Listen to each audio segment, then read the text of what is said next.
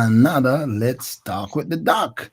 And I'm excited to be here tonight as always, because I'm so privileged. I'm so privileged to find some fine people to join me to share their stories and to give us insight into their journey. And I have with me tonight, surprisingly for me, this is just like a coincidence. I just ran into this. I can't believe it. I have Jessica Randal with me, and I'm going to say Pastor Jessica Randal joining me from Scotland. And I can't wait to hear her story. So when I come back, I'm going to be talking to Jessica. So stay right there, my friends. When I come back, we're going to have a conversation.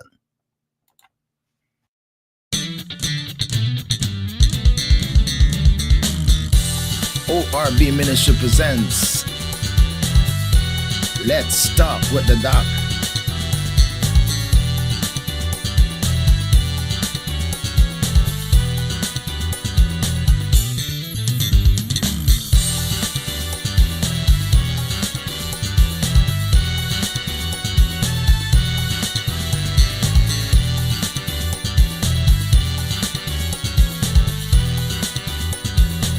Grace Without Borders podcast.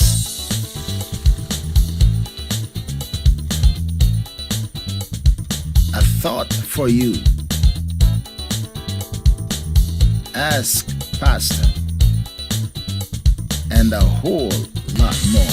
You never know what's next or who will join the conversation.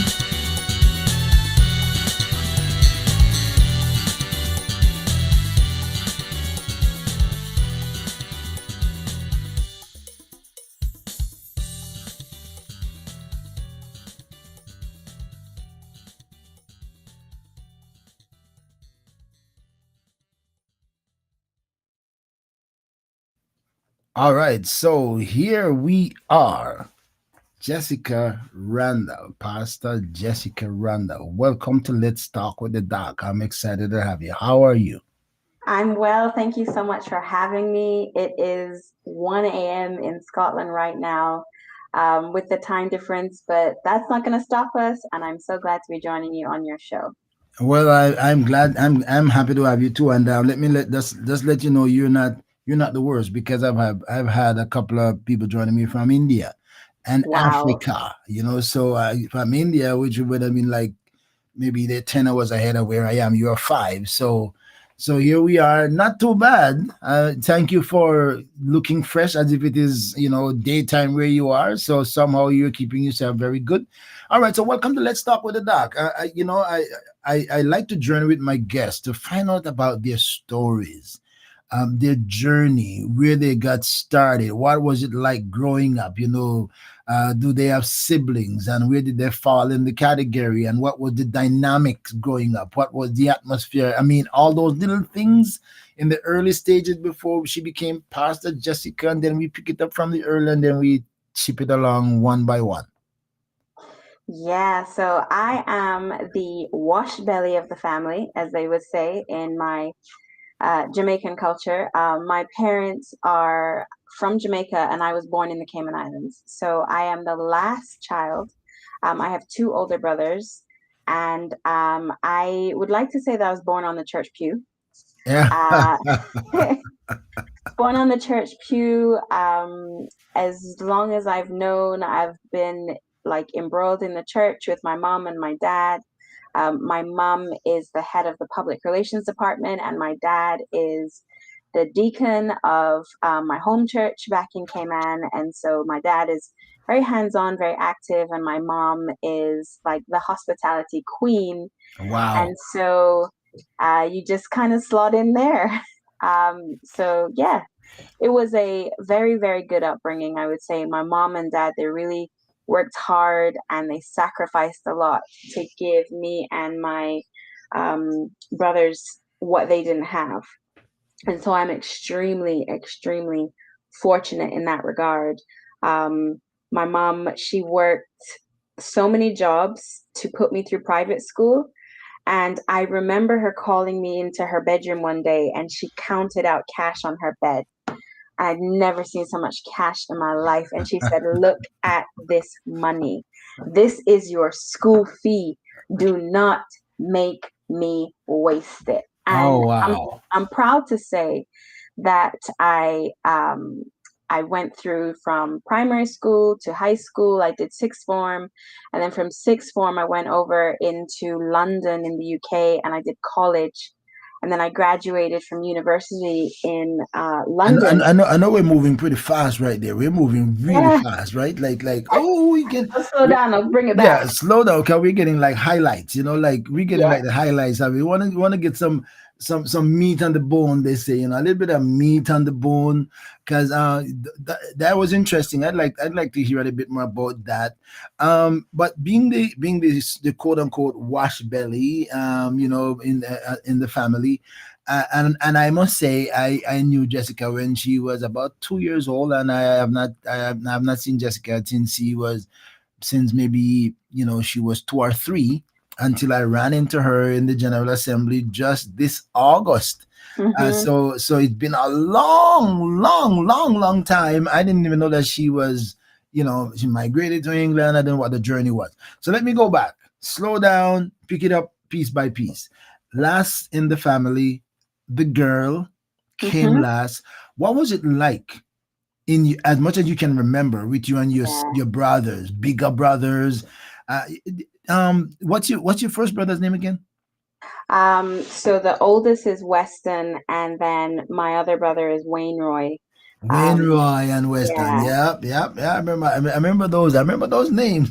Yeah. Remember those names. All right, Wainroy and Weston. Yes, yes, yes. All right. So tell me what it was like for Jessica, the only girl, the last one. What was the relationship like with you and the brothers? I know you had a good family, good life from a personal standpoint, because parents don't always see it how children see it. They say, oh. Yeah, yeah. So this is gonna be hilarious because my mom and dad are watching, but um, so to be honest, it was actually quite hard being the youngest girl because you often feel like life is unfair when your brothers go out and they get to do stuff, and the standard party line is no. Why? Because I said so. So I found that it was challenging because I was just like, equal opportunity. But that was later on. Yeah, that was That was later on. later on. So let's get to the young little brother. Were they caretakers, or were they just like do their own thing as big brothers? Did you feel like you were left behind? They do things away from you because you were too small. What was it Well, like in the dynamics and the relationship, and from the eyes of Jessica? I mean, for the most part, so my older brother, I think he spent quite a lot of my earlier childhood. I don't quite remember him. I think he spent it in Jamaica. But Wainroy is the brother that I grew up quite close with, and we were playmates, like Okay. I remember being in the backyard and we were doing science experiments with a magnifying glass, a leaf, and a cockroach, trying to burn the cockroach. So A we were magnifying glass. playmates. Where, do Yeah. you try to burn the magnifying glass? Do you want to burn the paper? Like, I remember, there was a time when we were young, and we used to actually use a magnifying glass to Yeah. catch paper fire. Yeah, that's what we were trying to do, but we were trying to do it on the cockroach. Oh no! Yeah, You were, yeah, you were trying to catch a cockroach or fire? yeah, Oh no, poor cockroach! I feel it from because that must be torture. yeah, yeah. I mean, children, children. Oh my And god! yeah, I like my brother actually, he was the one who had to play My Little Pony with me. He had to play Barbies with me. And then it got to a stage where things shifted. And I used to be like, he used to play basketball and he would drag me outside and tell me, stand there. And then he would just play all around me. And then I kind of had to learn basketball if I wanted to do more than just stand there. So yeah, we had an active childhood. We were playmates. I even have an amazing story of one General Assembly where I think it was Louisville, Kentucky. but it was the first trip that we'd ever really gone on. And my mom and dad had bought us some rollerblades and skates. And we were a terror in in that hotel.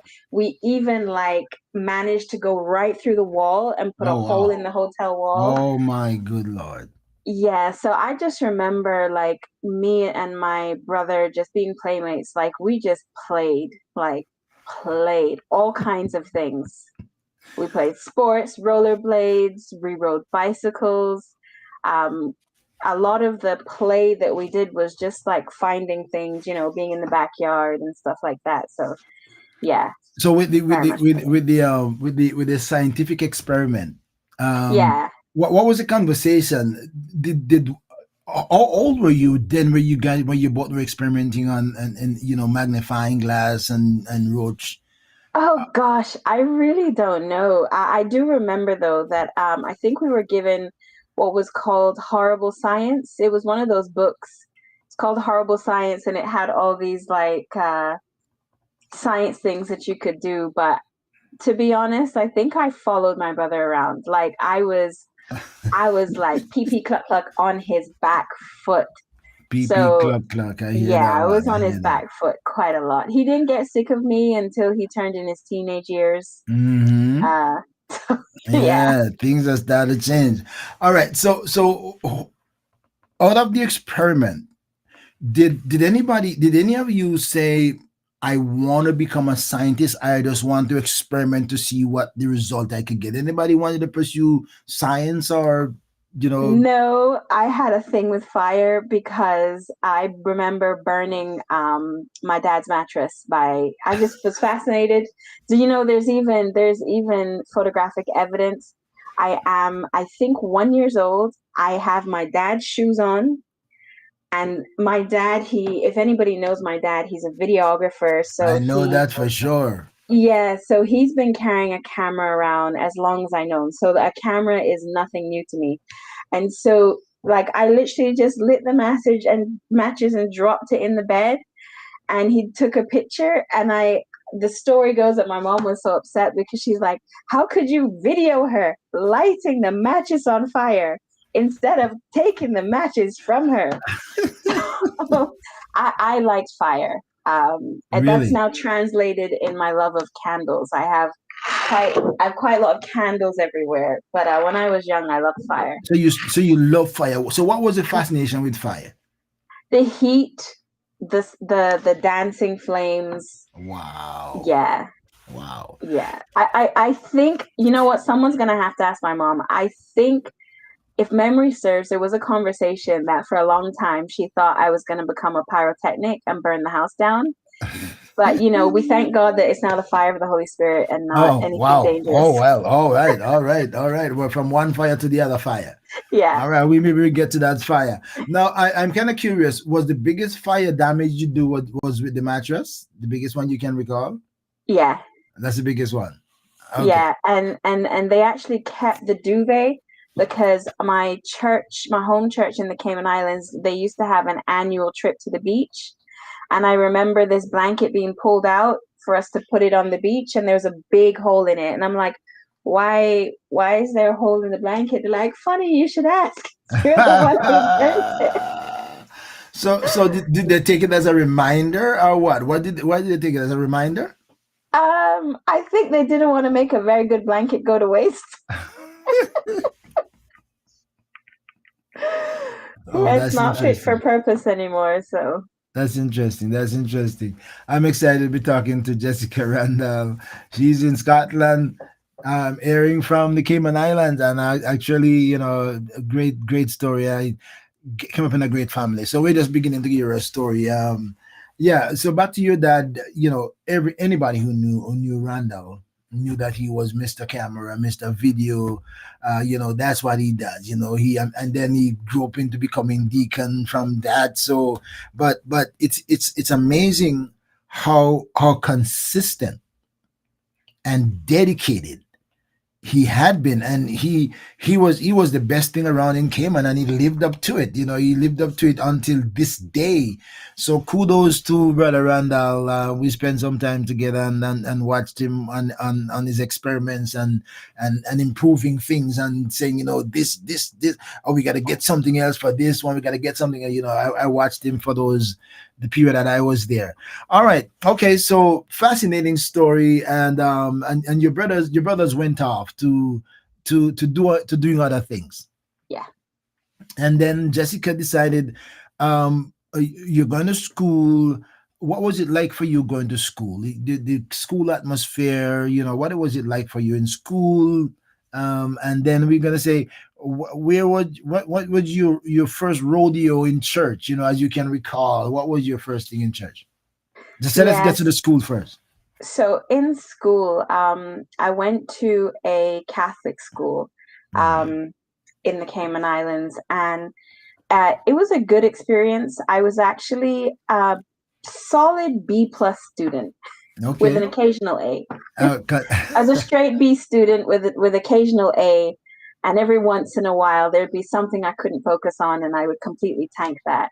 oh. So I didn't really cause my parents any academic trouble, and I was pretty much involved in quite a lot of extracurricular activities. I mean, you name it. I did rugby, I was in football, I was in soccer, Oh, I was yeah, in whoa. netball, steel Wow. pan. So, when that school yearbook came out and they were taking pictures for all the different clubs, I was in those You were clubs. everywhere. A very much an all rounder. I was in the school band, the school play. Wow. Um, I was very much involved. And so my school life, I think being so highly involved in so many different things actually really rounded me out, um, and gave me so much skill sets, but it also allowed for a very easy life in school. Because we know bullies exist, right? Mm-hmm. Bullies exist everywhere. I was in a really weird place where I could hang out with the popular kids, but then say, listen, I'm going to band practice. And I would leave them and go to band practice. And I was friends with people in band. So yeah, it was a pretty good school environment to be in until my brother joined me. Oh. So I was there by myself, and my brother was in the government school, and then he got transferred over, and then things started to get a little bit weird. Okay. Where Is that the is that big brother want to give guidance now, or what? No, not even, not really. It was the teachers. They Hmm. started to get a little weird. My brother is his giftings and his talents are very practical and hands-on, and mine are very academic. And so their expectations, because they met me first, they were Hmm. trying to hold their standards to him. And when he wasn't meeting it, they Hmm. then treated me the way they're treating him. And it was really, really, yeah, it was really something to have to adjust to. Um, so yeah, Wow, that's yeah. interesting. How And long? How long did that last? that lasted 2 years. So I think my last 2 years in high school was where that kind of happened. And I had to look at them and be like, I do not understand why you're treating me like him, and also why you're treating him inferior. But I think he found it harder to adjust because I was in the private school system my entire school career, and he was actually in the government system because they had a better football program. Hmm. And so when my mom transferred him over so that his A levels would correlate, I think he might have struggled a little bit with the adjustment. And then let's just be real, it was a school predominantly where you could see the whites from the blacks, the rich from the poor. So you also had those dynamics that you had to deal with. And he really, like, I Did you mean, re- some of did the you things really I did you witnessed, did you he really struck. have that? Did you really have that issue in Cayman? Yeah, we Really? did. Like I actually remember um, an incident where one of the kids called him something. Really? So he retaliated, but he got verbally retaliated and he got in trouble. But the other person who actually laid out more verbal abuse was fine. Hmm. And so I actually watched him struggle with that kind of unfairness. That's interesting. I would have never thought of that. I Yeah, would have never thought of that. it, Cayman Island. it That's exists. like news to me. That's like news to me. Wow. Yeah. I mean, I went through a little bit of it as well. Like I remember being called all kinds of stuff, but I by and large ignored it. Like I think one boy told me I had coconut trash for hair. Really? Yeah. What? Yeah. So it does exist. Is that a is that a great percentage of that race in the Cayman Island?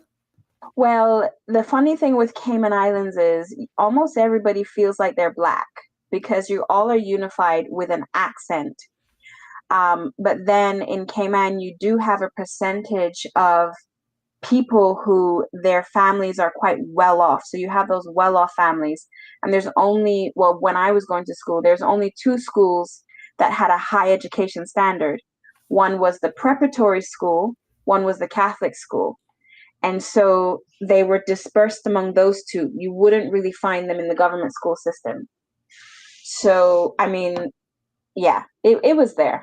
Okay. It was there. So was it the and I'm just thinking for your brother, was it more like the calmer environment, either more restricted, more disciplined, more control? Was that part of what affected him um Um, psychologically, that he's got to change his whole um behavior, if I would say? Yeah, I wouldn't say that. Like my brother is extremely I was gonna say my brother is extremely polite. Huh. No, my brother is he is manageable, he's polite. I think they just picked on him because he was a transfer student, Mm. and then the teachers, I cannot say what they were thinking at the time. God bless them, I wish them well, but that was not fair, and I could see that. But he handled it well. He excelled in music, and so he joined the music program. And so he had an outlet, because in the government school there's actually more creative outlets Hmm. available. There's not that much in the private system. So in my private school, there were no cooking classes, there was no wood shop. He had access to all of those kinds of electives that he could, you know, outwork his practical giftings. And then you come to a school where there are only academic avenues. So, Hmm. Hmm. but he's extremely musically inclined, far more than me. And so yeah, he joined the drama, and he was on the band team with his percussion, with the drums and stuff like that. So yeah, he managed it well, but I have to say it was to no fault of his own. It was just unfortunate that he experienced racism and unfairness and biasness. That's Um, interesting. yeah. That's very interesting. Very interesting. That's like news to me. I didn't expect to hear that. I didn't expect to hear that one coming from Jessica. That's an experience in the Cayman Island. All right. Okay. So I'm talking to Jessica Randal, and brilliant young lady that I'm discovering, and then I'm not expecting anything less from her, knowing her background. So I want to piggyback a little bit back on the spreading out of the money and the challenge. I want to get a little bit back on that. How old were you when your mom did that? Gosh. So I was in high school. I think I was starting my second year. Oh, so you're a grown young lady. Yeah, second year in high school. Because I went through the primary. So that Catholic school at that time, I can't quite say because the school system changed, but it was very highly ranked. The waiting system to get into that school, because the waiting system was so long, that's how I actually got in before my brother.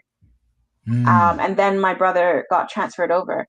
So it was the second year of my high school, and I'm pretty sure it was off of the back of my mom having to be called in because I didn't finish a project or something.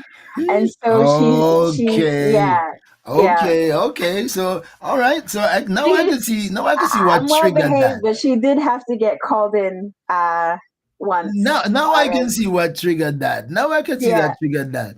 Okay. yeah. So she Okay. effectively was saying, And "Do not waste back my those days, hard-earned money." back those days, I think they people were like throwing partners and packing up. What was your reaction? What was your reaction when she showed you the money and gave you the warning? What was your reaction? How did you feel about that? Did you feel like, okay, now I'm gonna have to do everything to make her happy? Did I have to break anything that I do for myself? Did I have to do for her more than I do for me? What was, because at teenage, at a Mm. teenage in high school, yeah, a lot of things going to a teenager's mind, that they want to be their own person. They want to make their own discovery. They want to explore and experiment. Yeah, what was your reaction to that? I think that was the first time I had a grasp of the word sacrifice. Okay.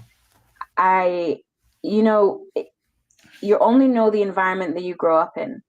So as much as your parents can tell you, listen, I'm trying to give you what I don't have, I'm like, I didn't know what you didn't have because I Right. have this. Right. Right. And so it was the first time I think I grasped the concept of sacrifice.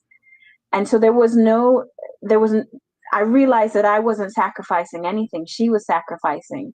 So if I thought that it was, hard to just knuckle down and turn in my projects, it's not that I wasn't capable. I just procrastinated and didn't do it. And so I didn't quite understand the the gravity of the Mm-hmm. education that I have. Mm-hmm. And when you're among other children where it's nothing for their parents, Mm-hmm. sometimes you have that same lax That's true. That's attitude true. as them. That's true. And so that's what made me go, do you know what? You can choose not to study.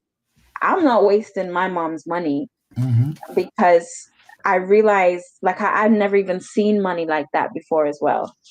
Oh, wow. Um, like I'd never seen that amount. And she said, this is one school term. Oh, wow. Yeah. Wow. And And I and I so, and I could hear Gene. I could hear Gene. I could hear Gene. I could hear Gene. yeah. I could hear Gene laying it down. I could hear Gene laying it down. All right. Well. It's good to know that you actually digested it and received it, as opposed to oppose it and rebelled against it. You say, okay, first I know what sacrifice means, because she's making tremendous sacrifice to give me the life that I have and the life that she wants me to have. All right, so I can't blow it. I can't blow it. All right, Yeah. okay, all right. So Jessica, let's go back now to church. Go back to Uh-huh. church. What's your first rodeo? What you did in church? What part did you play? How early were you involved, and what was it like in the experience coming up? Well, wow, I served in so many places. I think my first ministry was children's ministry. My first ministry was children's ministry, where I took the younger kids and we made them watch a movie. But, back in those days, we had much more cleaner movies. And then I would find a way to relate that to the gospel. Mm. I actually remember Shrek. One of them was Shrek. And I was trying to tell them, I can't remember what I was trying to tell them, something to the effect of how God loves them so much. Doesn't matter what they look like, if they come from a swamp or not. And so children's ministry was my earliest. And then I was in dance ministry, actually. Mm. And dance ministry was actually the place that really discipled me. It was such a tight knit group. We had an amazing Sister Merelda was in charge of us, and so like it was. I didn't even know what discipleship was at the time, but it was such a good environment to be in. Um, and yeah, so I was in dance ministry, and then after that, I kind of helped my dad with a little bit of his audio visual. I remember Mm. my first lesson was how to catwalk with a camera. All right. So I helped out with that as well. But if I'm being honest, I helped out with my dad's because that meant I didn't have to sit in church. So yes, So so so I you am so where I you am so now, but you I so, wasn't perfect. so you were placed on camera Yeah, I went into the booth where you had to switch it. onto the booth. Okay, so Yeah, you guys like, okay, pan it around a little bit. yeah, I played around a little bit. Just pan it around and not jig it around, just slowly pan it around. All right. All right. Yeah, Okay. All right. So what did you play? Did you play anything growing up? Did you play instrument? instruments. Yeah, so I played the steel pan Okay. and the flute. Mm. All right. All right. Did you sing as well? Yes, I was also in the choir. All right. Is that a good hiding place, or you were really a good choir member? No, so Wainoy is a better singer. Everyone will know that. But I would like to let everyone know I can sing too. But Wainoy is a better singer. I tell you where I sound amazing. In the bathroom. The bathroom acoustics will make you sound good no matter where you are. So if my album is recorded in the bathroom, it will Uh sound huh. good. But Oh, I did plays at school. So that's where I trust me, yeah. when they put you in studio, and it's well set up, it will sound as good, if not better, than the bathroom. I By promise the you. time they're done mixing, it will sound really good. Oh, I'm talking to Jessica Randal. All right. So where did your life go after that? Now, growing up to a young lady, okay, you didn't let your mother down. You made her money work and work well. So where at what time did Jessica know what she wanted to become? Well, um, so I have to say this, and this is actually not well known, to be honest. Um, when I was in my last year of school, I actually, my last year of Cayman as well, I actually really struggled. Um, yeah, I really struggled because I got abused. And not many people knew that except a sister and my mom's close family friend, like a family friend. And I went to them and I told them. And then not long after that, I was sent to London. So if I don't mention that, I think a lot of people will come away thinking that my life was idyllic. And while my mom and dad provided me with an amazing childhood, they were unable to protect me from that. And that has shaped my entire path. Again, you can say what you want to say, and don't say what you don't want to say. Is there anything else you would want to say on that, or that's just where you want to leave it? Because yeah, okay, say I was abused. Is that verbal, physical? Yeah. You know, Well, the good thing is I am 100% healed from the Lord. So I can go there with this conversation. I may just, I suppose, to protect a few people, I may leave a few details out. But what we're not going, we're not going to call names. So we yeah, we no, I keep won't be names calling. also. We can tell a story without saying name, but we're talking about Yeah, an experience. yeah. So, funny thing, it actually started when I was 10. Mm. Um, we had somebody living in our home, and the husband, I didn't know it at the time, but he was trying to groom me, and um, very light molestation. And because it started so early, I wasn't quite aware what he was doing. I just knew that there's something not right with this. And so it actually formed a lot of my actions, reactions to things. And so when a hurricane hit, so everyone is familiar with Hurricane Ivan. When Ivan hit, my school got destroyed, and my mom gave me the choice. She said, "Do you want to wait it out, or do you want to go to the UK?" And I think because I was kind of struggling at the time, because um, it was kind of hard. I For a long time I did not know what was happening to me until I just was like, this just doesn't feel right. And so I said to her, I'd like to go. And so my mom made arrangements for me to pick up my education in the UK. So at this time you were how old that time? By that time you had finished high school, so 17. so so you're 17. So you're talking about maybe 6 7 years of, was that a one time thing, a continuous thing, just something that rests in your mind. What was it like? So it was grooming. So it was that kind of abuse. It was grooming and it was emotional abuse. And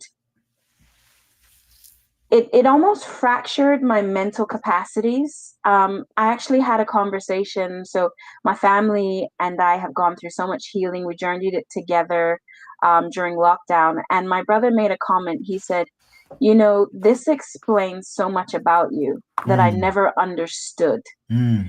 And so I would have these moments where I would absolutely just freak out. Like one minute I'm fine, and the next minute, like I'm screaming down the place. And my brother is just regularly playing with me like a brother would, and I Mhm. would pull a knife out. And it Mm. would, my poor mom, it would stress her out because she's like, why are my children, why are they pulling a knife on each other? Wow. But, and so honestly, I think I was, on the one hand, I really had pushed it in my consciousness, but then there were things that would trigger me and it would kind of just eke out. Um, I even went so far as to my brother was being a brother at Christmas. He was just kind of verbally like teasing me. And I used to play baseball as well around that time. And I snapped and I threw a scissors at him. Wow. And the minute the scissors left my hand, I regretted it, but it already left my hand. And Wow. because I played baseball, my arm accuracy was 100%.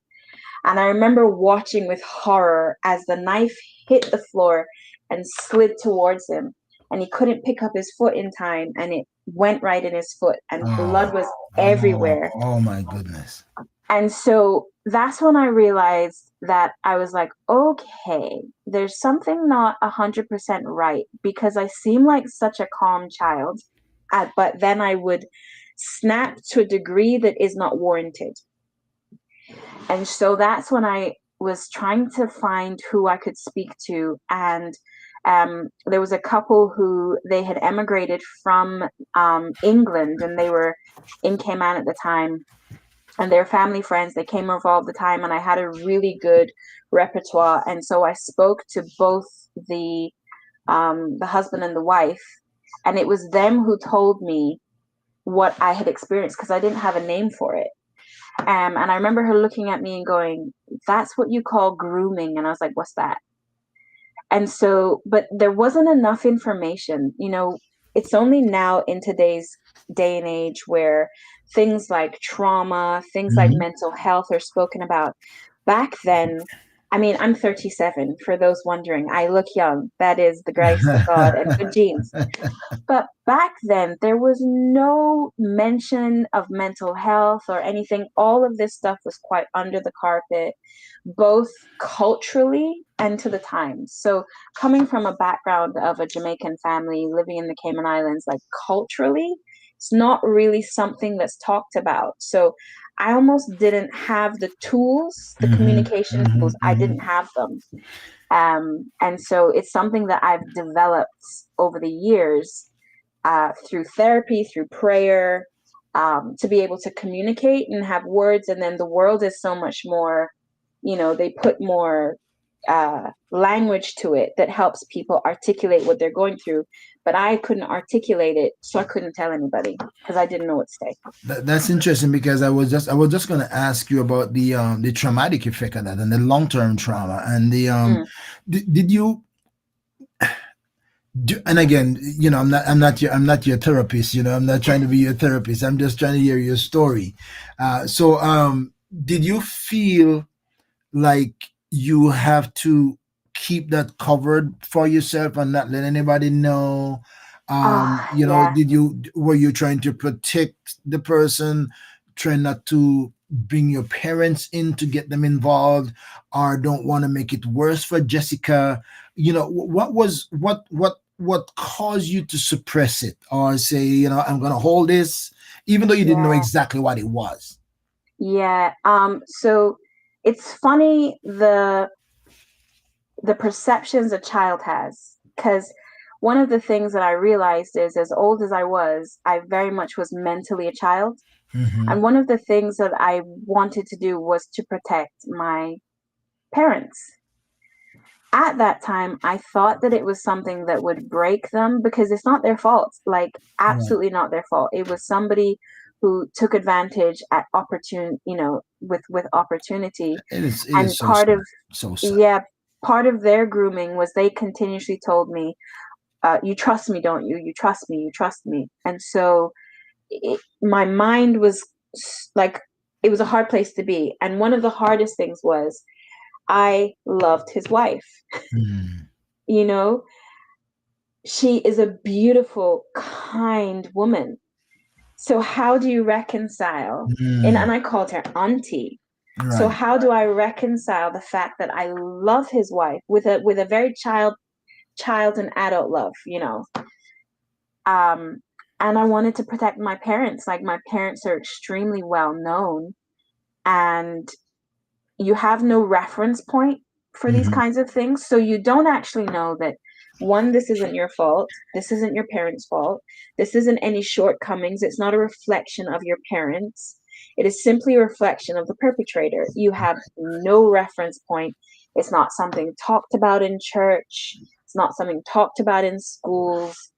And so at that time, the I wasn't even trying to protect myself, but anytime I opened my mouth, it just got lodged right here. It just couldn't go any further. So Wow. yeah. Wow. Whew. I'm talking to Jessica Randal, beautiful young lady who strived and where she's now and has progressed. And I can't believe she's 37. She just said it. I didn't say it. She said it. So, but I remember, as I said earlier, the last time I saw Jessica before this August was maybe 1989, 90, maybe somewhere there about. That was a long, long time ago. Um, okay, so along with that, so Mm, now with your mom, with hurricane, and your mom suggesting you leaving the Cayman Islands to go to England to consider the pursuit of your education, you thought that was a double opportunity, yes. one for achievement and one to get away. Yes. Wow. Yes. So give us a little bit of insight on Jessica processing that. Um, you know, give a little bit of insight Yeah. on your processing that. Did you really want to leave the Cayman Island, or you were, or that was part of the incentive that say maybe I should? Well, the hurricane really traumatized me. Okay. It did, and the extent that it did. So I seemed fine until I saw a cow. It was a cow that done it. We passed. There was a Just in front of the church building. There was a field, and there was a cow, and it was left out for 3 days in the storm. We Mm, passed by the cow, and I thought, "Oh, thank goodness the cow is alive." But who would be so cruel to leave the cow out? We passed by an hour later, and the cow had tipped over with rigor mortis, so he was dead the whole time. And I started to laugh, and my laugh turned very hysterical, and I started to cry. And I think that is the thing that, from my personal perception, I can't quite say what my mom had processed, but that was the thing where my mom was like, right, mm, okay. wow. And so with my school, we were just about to submit our university applications. And so everybody in my year, they said, look, if you have another alternative, take it, because we do Mm, not know when we're going to be up and running. And the opportunity arose where my mom had a sister living in London. And, they asked, do you want to go? And I said, yes. And so there I was at 17, gone across the other side, living wow. in London. Wow. It was complete culture shock for me. Wow, I can imagine. I can imagine Yeah, that. So that's another transition. Like boom, here I am. Whoo, yeah, my world changes. yeah, Like from Cayman to London, or yeah. that's like okay. A very sheltered life, then gone into a very exposed life. Wow, wow. So you have so you have all these families. So somebody, my beautiful goddaughter here. Excuse me. So I'm seeing all people tonight. All right, all right. I'm talking to I see Jessica. Nanny on here. Hi, Nanny. Oh yes, and she's beautiful indeed. She's beautiful indeed, without second thought.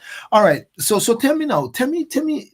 And by the way, my friends, as you come, it's your share button. Invite your friends to join us. That's the power of communication. Share, share, share. Tell somebody else. You know, Christians don't normally share things. So, but share this one. Let's start. Let's hear Jessica's story, because we are less than halfway in the story. I don't know yet, because she just leaving Cayman to get to London. So we're gonna see when she was only 17. So our whole that's 20 years of life since then. So that's got to be a whole lot happen in her Yeah, life for 20 years. So yeah, tell me about, that movement from Little Cayman to Big England. Tell me, the transition from a sheltered life to what was it like for you? Mom and dad, brother, now in a new place with only extended family. yeah. It was definitely culture shock. Um, Definitely culture shock. And I mean, they sound different. The food was different. The clothes was different. Oh The weather yeah. was different. Oh Although I have to yeah. say, if anybody who knows me knows that I've always been partial to the cooler climates. My bedroom in the Cayman Islands is at 17 degrees, and everybody who goes in there is always like, "Ooh, it's an icebox." So when I came over here, I think of everything, the change of scenery actually did me a lot of good, but I took to the weather like a duck on water. You like the water, you like the cool, Yeah, I do like the cold. wow. I do like the cold. And um I remember when I was younger, I used to be fascinated with books about places like Ireland and stuff like that. So I used to flip through this book of Ireland, I know you're not too far. not too far, but when I came over to England, it looked like the book. And Okay, so for okay, me, okay, I okay. was like, okay, cool. But then there was also a level of freedom I was given that I'd never had before, because I went into, from a Christian household, I went into a household where they weren't Christian. And so Mm, there was no longer any requirement to go to church on a Sunday. And mm, so without going to church on a Sunday, and then without, volunteering and serving in ministries, that kind of opened me up to quite a lot of time mm. on my hands.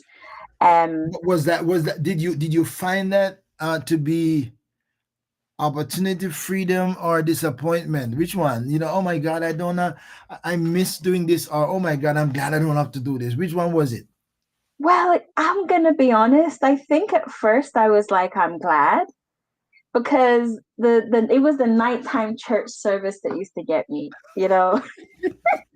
Like, do we have to go? We was just there this Yeah, yeah. morning. Okay, all right, okay, all right, all right. I got you. And that age is the prime age for not wanting to go. Yeah, yeah, if I'm honest, and now I don't have to go. But then there was things that were not in Cayman, like the bowling alley and the cinema, and so much things that you could do. But I think one of the things that really stunned me was I came home from college one day, and on my auntie's bed was a halter top and a mini skirt. I'm like, what's Halter top this? and a miniskirt. Yeah. Okay, okay. She sent me to the club Further with, transition. yeah, she sent me to the club with um the downstairs hairdresser's daughter. What? So all of a sudden, my exposure to the world, I'd never been exposed to the world before. She sent me. I She had sent no, you. she sent me. She dressed me and she sent me. And you maybe what, 17, 18 still at this point? 17. How did you feel about that dramatic, I'm gonna call it a dramatic shift, a dramatic change in your world? How did you or were you able to transition or digest that? That's a whole new world. Yeah. Uh, so I'm a pretty obedient child, you know? So if you tell me to do something, I'm like, okay. Oh So I, wow. I didn't have that level of fight in me. So I have a very healthy respect for authority figures, Hmm. or it's different now. I don't say yes. I don't say yes to anything. But back then, I think the combination of the environment I was in, it just kind of produced a child that was very obedient. So depending on who was telling me what to do, I would do it. And so this is the authority figure over me. And Wow. she said that I'm going there tonight and this is what I'm wearing. So, okay. Wow. So Yeah, did you feel weird? Did you feel exposed? Did you very much. how did you how were you able to fit in, or were you kind of thinking about this, the all through the period? Um, I'm I'm much more resilient than I gave myself credit for. And somehow I survived that. But it very much exposed me to things I should have never been exposed to. Hmm. And it was never a choice of mine to be exposed to it, but it did. And so I think that was probably the start. Because I was actually, I should mention this, I was actually baptized at 15. Hmm. And that exposed me. I didn't even have a clue about this kind of world.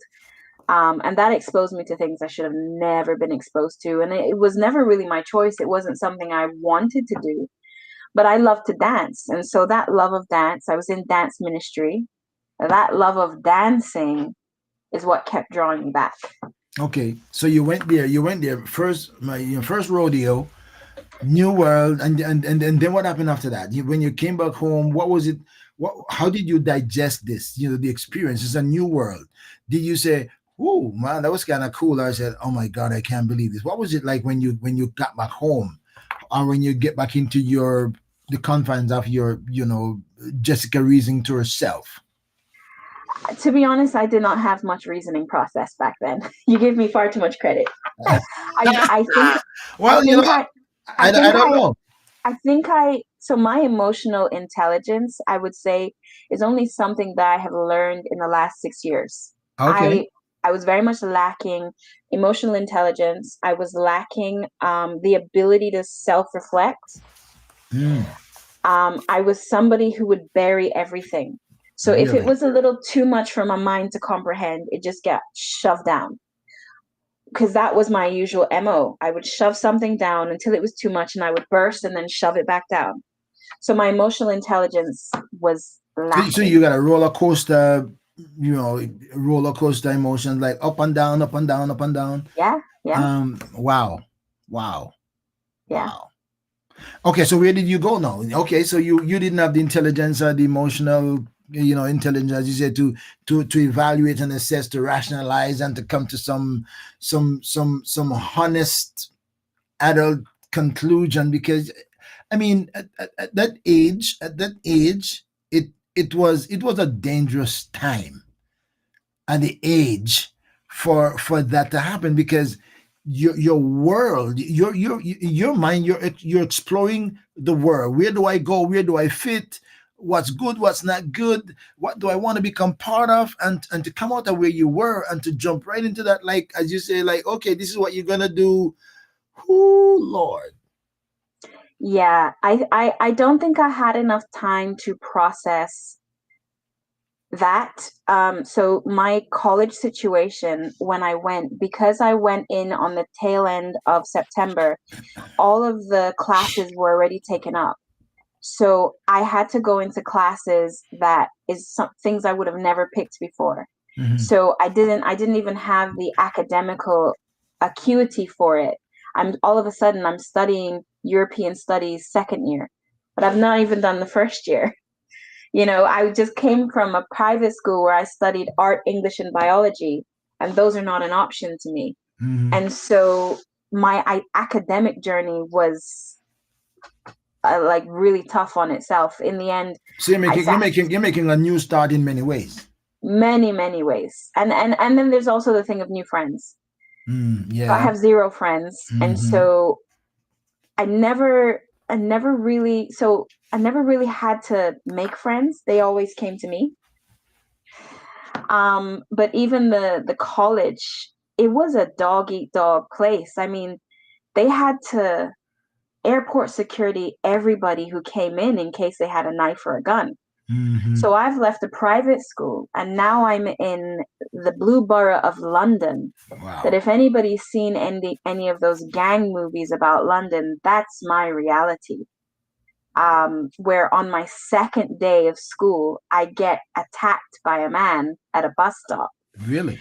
Yeah, and so Wow. I had to switch into survival mode. What? So it was survival mode for the year that I was in London because I then moved to Kent. But for 1 year, it was survival. Walking on the street by yourself.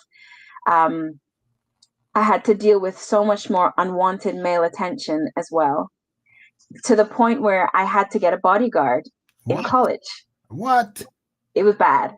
What? It was very So bad. And what was the attraction? It was that your youth and beauty attraction, the accent. or it was what was it? Just It that? was my accent. The Two accent, things. It was my accent and my hair, because my father is uh, Jamaican Indian. right? So it's a rarity for hair, such Mm-hmm. as my own, Mm-hmm. um, and my accent. And so the minute I opened my mouth, everybody knew I was different. Wow. And it just, people would swarm me, but for all the wrong reasons. And so I couldn't go a day without, like, the school canteen is unlike anything you've ever seen before. I Wow. couldn't go a day without just the constant level of attention.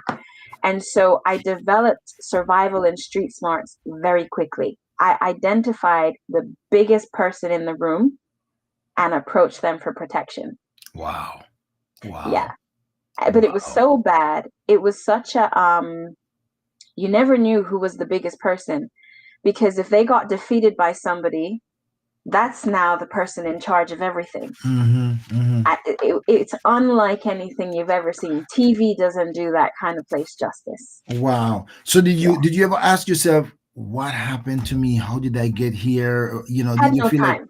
There say, was no oh my time to God, ask those kinds yeah, of questions. as bad as the hurricane came, I would have rather been came on, or did you say I'm gonna have to fight through this? Which was it? I wish I was back Uh, home, or you know what? I'm gonna face this. I'm gonna face a giant or the elephant in the room, and I'm going to. So you say you went into survival mode. yeah. So out of all of it, I've never wished to go back to the Cayman Islands, Okay. because I always felt slightly out of place there anyway. Mm-hmm. Um, and I was actually finding myself and my identity outside of my family, because everybody knew me as Randall's daughter, Jean's daughter, Wayne's sister. And so finally, everybody calls me by my name. And so I think there was much more things that kept my attention. And I didn't even know that it was survival mode that I'd entered. Um, yeah, it was, I didn't even know. I was too busy trying to keep up with my classes, trying to get home safely. Wow. And then I made a friend and we joined the dance classes. So, and then we went to the cinema and we went bowling. So even though I had that spirits of the club, I didn't really gravitate towards it. I kind of did wholesome, healthy things. But my survival was when I was trying to get home, it was getting home safely every time, getting home safely, getting home safely. So did the club thing actually sucked you in, or are Not you yet. not yet? Okay, so Oh, all it's right, not yet. so also what eventually it did. Yes. Okay, all right. So we got a way to go. We got a way to go. We got a way to go. All right, I'm talking to Jessica Randal, my friends, and thank you for joining us. And would you hit your share button and invite your friends to join us, and the friends you know to join us, because this same Jessica is now Pastor Jessica Randal. And we got to get to that place. Gonna be fascinating. We got to get to that place. I mean, it's amazing how God could pull us through some places and some things, and allow us to survive, because he has purpose on our lives. He has purpose on our lives. And as much as we messed up, he never throw the clay away. And that's what we want to talk about as we're going to continue this conversation. So what were you in pursuit of in terms of profession, career, what you aspired then? What did you narrow down that I want to become when I finish with my schooling? I want to become this. So when I was in the Cayman Islands, I was a part of some clubs called the Kiwanis Club, The Quanis. I heard about Key it. Club. And so I had won 3 awards through that: VP of Marketing, VP of Production. And so I was like, okay, business. And so when I was in college, they actually identified that I had a high business acuity, and Mm, they put me on a program for young marketers. So I ended up going through the business class. They put me on the Chartered Institute of Marketing um, course. Sadly, I didn't get to complete it because then the family that I was staying with decided to relocate to Kent, which was a mm. whole nother story of my life. But yes. Wow. Wow. All right. All right. Okay. All right. So take us on the journey with Jessica now. Let's come behind you and journey with whatever you want to tell us. Okay. Where did Jessica life go? So Kent was a hard year. Really, really hard. It was very isolating. So that Um, is leaving when the family left. You had to go to Kent yeah, as well. Okay. So yes. that's another move to another Another move to another strange. strange place, completely different from the first one. In the Wow. first one, at least, I was surrounded by Black people. And quite frankly, when you are in a new place, you gravitate to what you're comfortable with. Mm-hmm, mm-hmm. And so that was at least a comfort. But now I ended up going to a place where I was the only Black person. Oh wow. But not only was I the only Black person, everyone around me was racist. Oh And wow. it was my first taste of real racism, because I remember walking through the college and I got called a gollywog. And I had no idea what that was. A gollywog. Huh? Never heard it before. So I just looked at the person and shrugged. And when I got into class, I asked the teacher. And the teacher was like, "Who called you that?" I'm like, "Some of the kids," as I was walking past. And she Wow. was like, "Please don't ever say that word again." So I had to go home and look it up. My It's lord. a very black doll from the 80s in the UK. So they were calling me a black doll. So Wow. that's when I Wow. had my first taste of real racism. And so I had to adjust. And I think I started making adjustments to myself from then. So I started making adjustments because I realized that I was a black person in a white man's world, which, being in the Caribbean, especially the Cayman Islands, there's a privilege there where you don't face that. And it was my first time truly being conscious of it. And then I started constantly adjusting myself so that I didn't make anybody feel triggered by my uniqueness. Wow. I'm just kind of thinking in my own mind. In a white atmosphere where there is racism everywhere and you're the only one. So you're like bullseye. Yeah. You can't be undiscovered. You're gonna be discovered. So if you go left, if you go right, if you go forward, if you go backward, it's the same environment. How did you navigate to that mentally, emotionally, psychologically? How did you adjust yourself? Did you just like, okay, I'm gonna build my little bubble and I'm gonna stay in this bubble and don't care what's happening around me? I danced You danced? You mean you and I dance when watched you're home, or movies you dance at school, or you dance where? at home. So in my bedroom, I just danced. That's And all I did. so you dance for relief. Yeah, I danced, and I got a membership of Blockbusters because that's all there was in the village. It's weird, right? You get a member so to get movies. Yes. Okay, okay, Yeah. So my okay. coping mechanism was Wow, dancing and movies. Um, yeah. So I think I developed some coping mechanisms there. Food was a coping mechanism of mine, but not during the time I was in Kent. I actually lost so much weight from the stress of Kent because when I moved from the hurricane, I had half of my A levels. And when I went to Lewisham College, I had another half of A levels.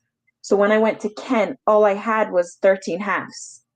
And so the teachers told me, if you should be in university this year. You're 1 year behind. If you want to make it in university, you are going to have to sit 13 exams where everybody else was sitting 5. Wow. So where everyone else was just sitting 5 to make it into university, I sat 13 exams. So there wasn't any time to cope, or there wasn't any time to realize what was going on around me. I just had to get on with it. And so, for example, my English, I went to the second year English class, but when it came to the coursework, I completed first year and second year.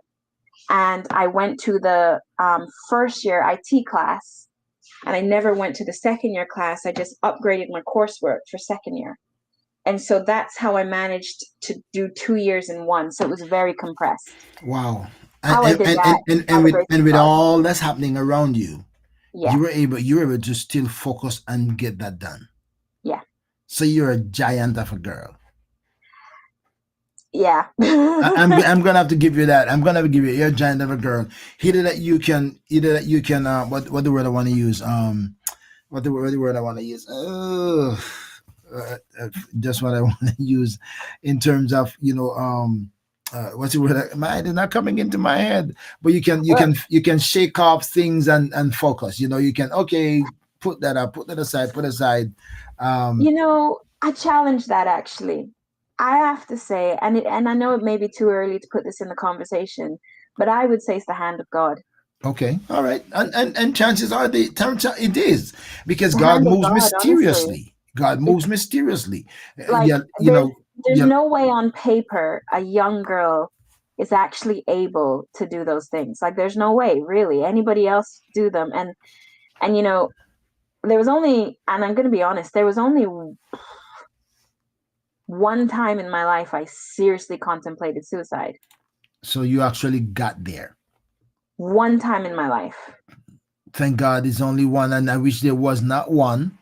But it had to be really bad to get there because I don't think that's an easy place to get. All right, No. so let's go back now. So you did well in school. Yeah. You fought your way through with the hand of God. Yeah. If it had not been the Lord on my side, then we're gonna take that because purpose, as somebody put in the chat, purpose can't die. No. Purpose can't die, right? No. Purpose can't die, and the devil could do everything that he wanted. God's plan and purpose will work itself out in the long run. And as I said, and I have not even said this to one of my guests in a long time. It just kind of come back into my mind. Now I'm saying it to you, is that I said, and I said this to one of my a few of my guests that God has brought this into my heart. That one of these days God will unveil to you the mystery of your history.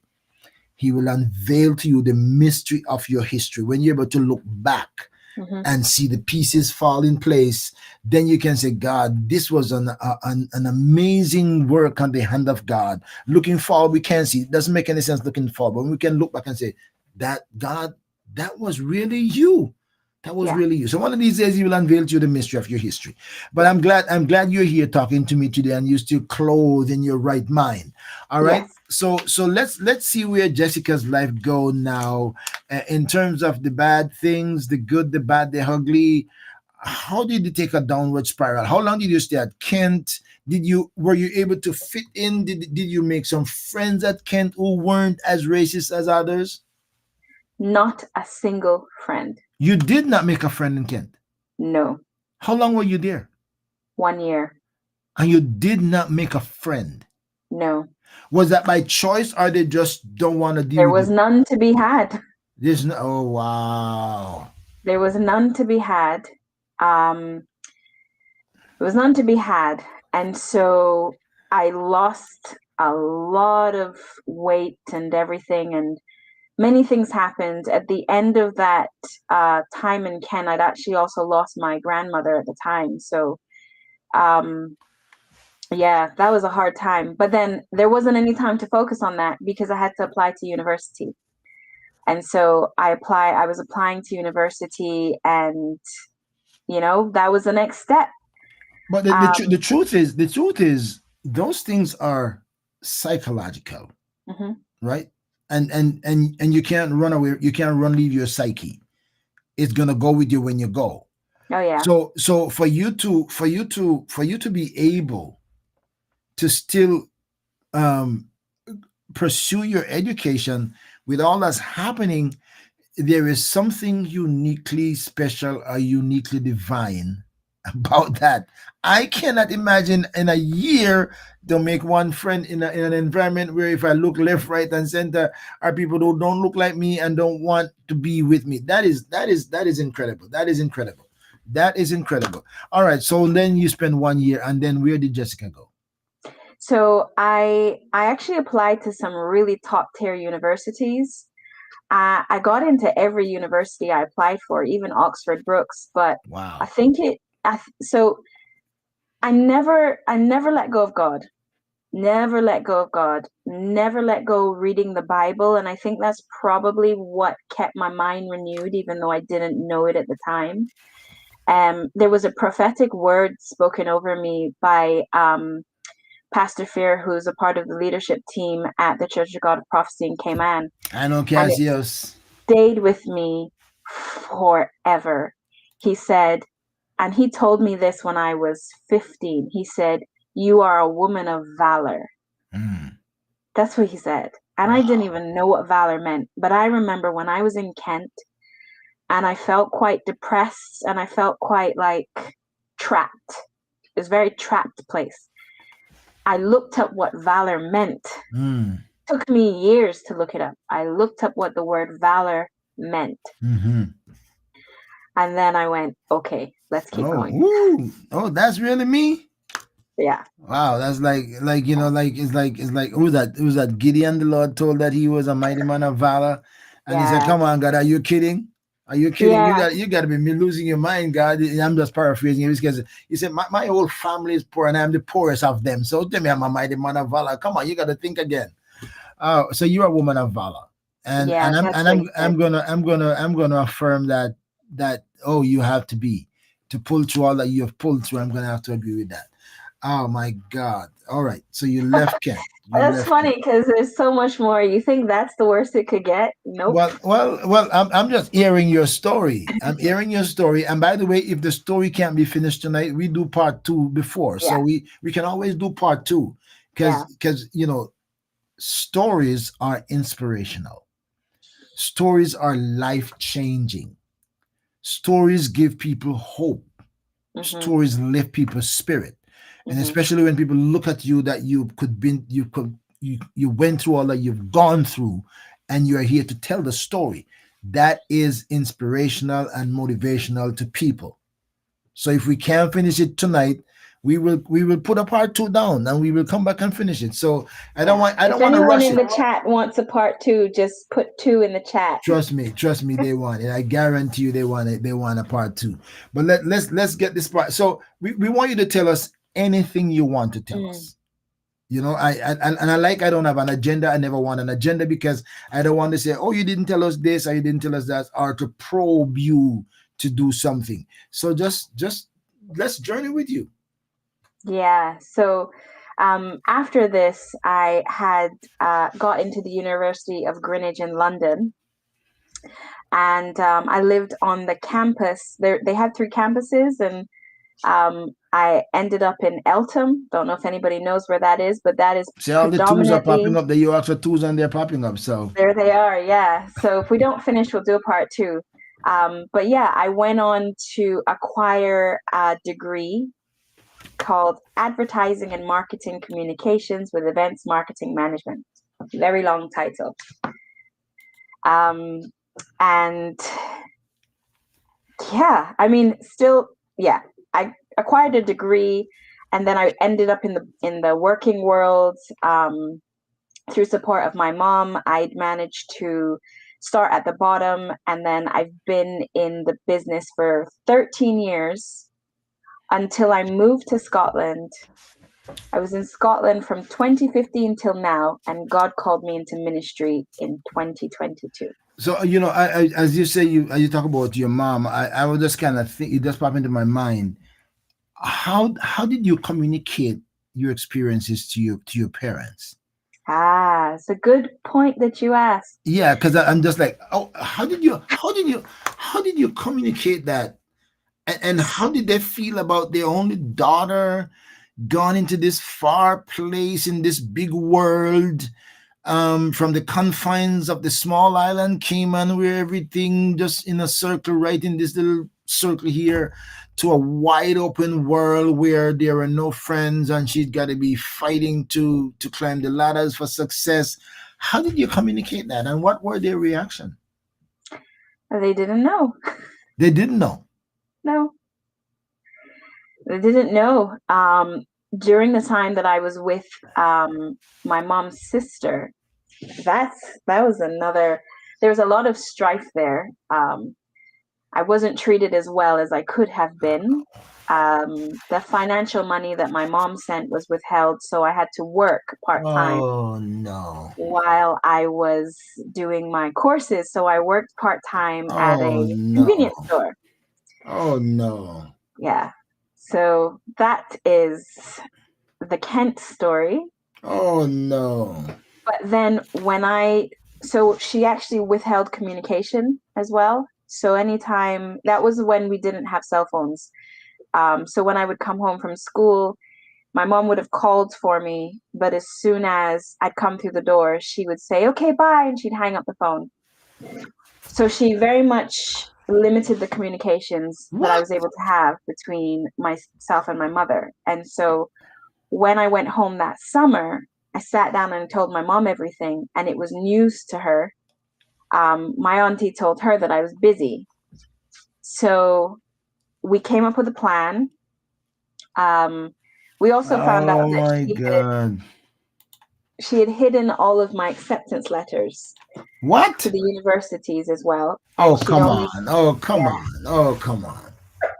Oh come on. she'd only given me the university acceptance letter to the University of Kent, which is where we was, because Really? she wanted me to continue living with her for 4 years. So God, Oh my no. mom keeps saying, pray Okay. for wisdom. Okay. So Okay. So what was the reason why she wanted you to deliver that? Was the benefit? financial benefits. Oh God. Does she have children? Yes. And Oh, yes. they were they she didn't have children then? That's another story. Oh Lord Jesus, this story ain't gonna finish. So we can't go there, else we Oh, will we be can. here for another couple hours. Yeah. Uh, It's your classic. It's your classic family member taking advantage financially, I mean, and that is being weird. rich. I know from other places going back to Jamaica to do that, but it's kind of strange that from the Cayman Island to England they're doing that. I mean, that's kind of really weird. That's kind of I weird. mean, I don't put anything past anybody. As far as I'm concerned, if you don't have God, you're capable of anything. So, What an exploitation. Wow. I'm almost left in a wonderland right now. They say, where do I go from here? Because this I is this is know, this is like piling up a little bit too much for me to even I know, navigate I know. through. Uh, Well, yeah. So, I mean, so let me get back to the college part of it. mhm. That how did that work out? How did you find that out, that she was concealing your acceptance into all of these places that you were in pursuit of? How did you unfold that, and where did you end up? So I really wanted to attend the University of Greenwich, and I was concerned that I hadn't received any paperwork from them. And so I phoned them to just find out if I needed to enter clearing, which clearing is a system where if you don't pass, you then enter that system. But they said, no, you've been accepted and we've offered you a place for accommodation, Oh but you've missed Lord. it. Oh no. And so I said to them, so then I started calling all the other universities and they said, yeah, we offered you a place. And because you didn't accept, we assumed you didn't want it. And so I phoned the University of Greenwich and I said, look, if I get on the train today, what can you do for me? And it Oh was God. man. I remember after coming off the phone, I was like, this is God. She said, you have missed every deadline, but if you can get here by 5 p.m. today, I will put you in the system. So I got Listen, on the train and I personally handled all the paperwork. my friends, I'm gonna come back. I'm gonna take a break and come back. I'm gonna get a drink of water for myself, and I'm gonna let Jessica get a drink of water. When I come back, we will continue this Yeah, conversation. everybody take a breather. This is Everybody, getting, everybody, take a breather because this is getting pretty ugly. We're coming right back, my friend. Stay right there. yeah. ORB Ministries presents Truth Matters. Join the Truth Matters panel for discussion on issues of the times with host Dr. Orville Beckford Sr.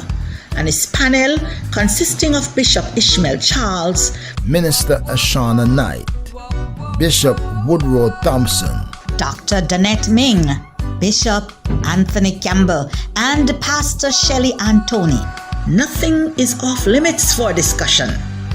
Follow ORB Ministries on Facebook, YouTube, and Twitter. And be ready for the next hot topic on Truth Matters.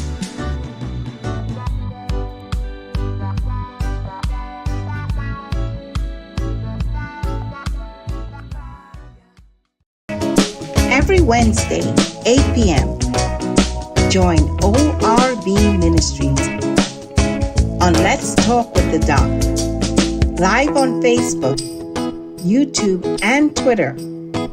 There is a story, something to encourage and inspire you. You may even have a life-changing experience. You never know what's next or who will join the conversation. Stay connected. Subscribe to ORB Ministries YouTube channel.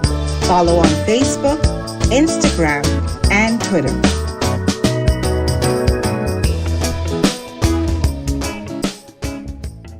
This is what I'm calling the 5-1 deal.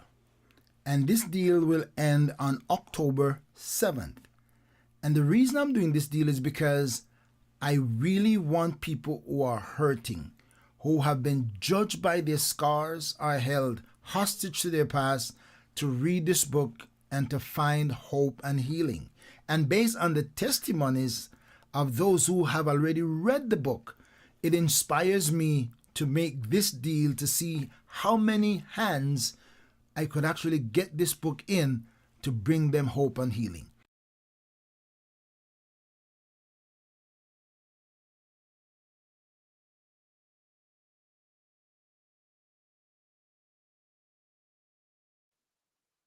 Is left out because and let me just kind of put it here. So that book, Don't Judge Me by My Scars or Hold Me Hostage to My Past, I want everybody to read that. Everybody, Don't Judge Me by My Scars or Hold Me Hostage to My Past. And this 5-1 deal is happening until October 7th. If you email me at orbministry@gmail.com, you can get a copy. If you're in the United States or its territories, you can get an autographed copy. If you can get 5 people to get a copy, you can get an autographed free copy coming to you. All right. Whew. All right. So we're back with Sister Jessica. Pastor Jessica, God bless you. This is interesting. All right, let's pick it up with Greenwich. Let's pick it up with Greenwich because this is fascinating. I mean, all right, let me not get too emotionally connected to it. Go ahead. Well, the funny thing about university is by then I realized how much I've been through. And so when I got to university, I thought, oh, I can breathe. I can breathe. And so I think through all of those things that I went through, it just, my first year, I drank a lot of alcohol, I have to say. The first year in Greenwich? Yeah. First all right, year so, on okay, so tell us now, you made the challenge, you made the request. How did you feel? How did you feel when you calling all these colleges and they're saying to you, well, we sent you an acceptance, but you ignore it or you didn't get it or whatever, and now it's too late. What went through your mind? How did you calculate what might have happened. How did you come to any Yeah. conclusion if you did? So I actually felt quite betrayed. Um, So did and you feel like they were actually coming and you weren't getting them? Now you feel like they came and you didn't get them. I found them. You found, oh wow. Yeah, I found them. I found them. And so I didn't bother with a confrontation. I just did what I had to do. And so A young girl, a young lady at this yeah, age, what, you're 18, 19 now? 19. 19? You must be a stalwart.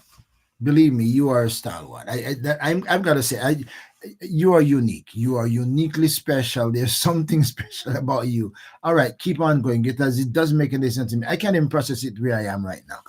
Yeah. So I found every one of them. I decided not to confront her. I just decided, okay, because I didn't have time. I didn't have time to think about it or deal with it. And also, what if she kicked me out and I would be homeless? Yeah. And so there was all of those considerations to make. And so we also have an issue that she had my bank book as well. So I didn't have any money. She wanted every ounce of money that I made at the convenience store. Come on. She wanted because she said my mom wasn't sending any money for me. And so my older brother Weston actually is the one who was sending me money so that I could get lunch and stuff like that. Um, and still didn't have much communication with my mother. I'm just trusting the authority figure. So after I go get on the train, I go and I sign all of my paperwork, that's sorted. I'm due to go home for a summer before I come back and then move into university. So when I went home was when I sat down with my mom and we started to pick apart and separate the truth from the lies. And my mom was like, I have sent you money every single month. And so that's when we realized that we had been taken advantage of, but we decided not to retaliate or confront or anything. We just said, okay, we're going to come up with a plan and we're going to move you safely into university. And so I had an entire entourage that came back with me. It was my mom, my dad, my auntie, and her partner at the time, and an entire entourage. So they all went from the Cayman and other places just to go with you there to give you a safe exit. Yes. Wow. They didn't know, but when they found out, the entire entourage came with me. And so we tried to navigate the situation with as much wisdom and with as much grace as we could, because we Wow. didn't want to recompense evil for evil. We were Yeah. just trying to do the best that we could with the situation. So it honestly, so the day that I didn't actually inform my auntie which university I was going to go That didn't to make sense. until I had people behind my back, my mom, my dad, and everybody. And so when we were packing me up to go, it was like something from a TV show. We all stunned at the sight. I remember my auntie, she came across the top and she dragged her hand across the banister and she said, I remember the words exactly, "Have I mistreated you in any way? Have I not loved you like my own child?" And we were Wow. stunned. We didn't even know what to say. We were quite Oh speechless, no. So very speechless at it. is he delusional or something or what is it? Delusional or She's crooked? Which one is it? Well, no, let me not say that on the screen here. Let me leave that alone. I mean, she's not without her own mental issues and soul issues. So I would have to, as gracefully as I can say, All right. Okay. All right. Understood. yeah, as gracefully as I can say. I Yeah. mean, the amazing thing is one, we're followers of Jesus, and he teaches us how forgiveness is really important. And so for me, I decided I will not let anybody and what they do keep me from the kingdom of heaven. There shall be not a drop of unforgiveness found in me. the truth is that she did that, and Mm-hmm. that's what she did at the time. How she is now is between her and the Lord, and how she reconciles it is between her and the Lord. But that's what she did. So we were quite stunned, and we were like, "What is this drama?" But we just carried on and packed up the car, and we got to university, and everybody prayed over my dorm room. And everybody made sure that I had everything that I needed. So now, And then there I was, you're gonna be bored here. You're boarding. boarding. Yeah, boarding. And I, that was the safest I'd been in quite a while. Wow.